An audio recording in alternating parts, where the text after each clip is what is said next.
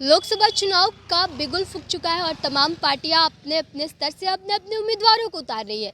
राबड़ी आवास के बाहर है और राबड़ी आवास से लगातार लालू प्रसाद यादव अंदर बैठ करके अपने अपने प्रत्याशियों को टिकट बांट रहे हैं। पिछले दिनों कई प्रत्याशियों को उन्होंने टिकट भी दिया और आज लालू प्रसाद यादव के बेहद ही करीबी कहे जाने वाले और आरजेडी से पूर्व सांसद रह चुके जयप्रकाश यादव को लालू यादव ने आज टिकट दिया है और टिकट देकर के क्षेत्र में भेजने का काम किया है।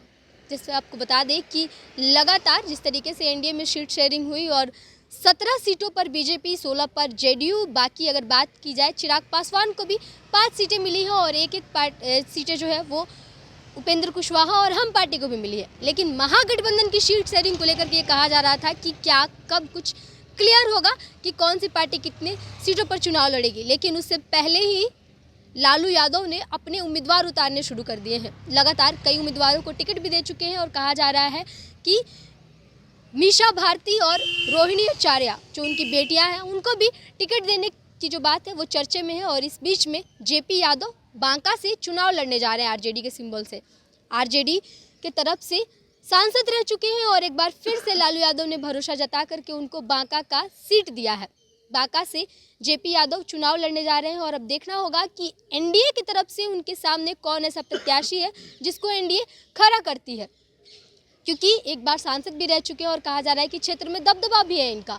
और जिस तरीके से इनको लालू प्रसाद यादव ने भरोसा जता करके टिकट दिया है, क्योंकि बार बार विपक्षी जो गठबंधन है, इंडिया गठबंधन है, उनका ये कहना है कि मोदी लहर चल रही है देश में और इस मोदी लहर को रोकना है। और मोदी लहर को रोकने के लिए इंडिया गठबंधन जो है वो पूरी तैयारी में जुटी हुई है। कह रहे हैं कि हम जितने भी प्रत्याशी उतारेंगे वो एनडीए के प्रत्याशियों का मुकाबला करने में एकदम सक्षम रहेंगे।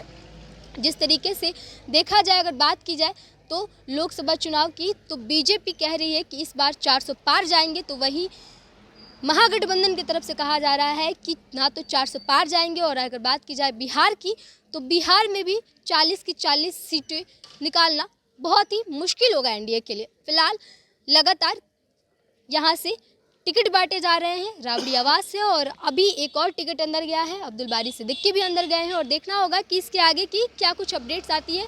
एक टिकट लेकर के आज जेपी यादव जा चुके हैं, बांका से चुनाव लड़ेंगे। फिलहाल चुनावी जो बिगुल है वो तो फूका जा चुका है और अब जो है प्रत्याशी भी अपने अपने स्तर से अपने अपने क्षेत्र में जाकर के तैयारियां करने में लग गए हैं। देश दुनिया की तमाम खबरों के लिए बने रहिए फर्स्ट बिहार झारखंड के साथ। धन्यवाद। पनोरमा ग्रुप, जो सोचता है वो करता है।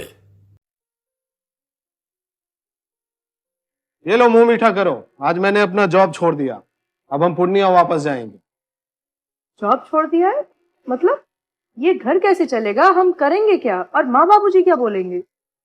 इसलिए मैं एक और मिठाई का डब्बा लाया। अपने बिजनेस के लिए लोन अप्रूव हो गया। अरे लोन अप्रूव हो गया वो तो ठीक है, लेकिन पूर्णिया में हम रहेंगे कहाँ? अपना घर भी तो नहीं है वहाँ। इसलिए तो एक और मिठाई का डब्बा अलग से लाया हूँ।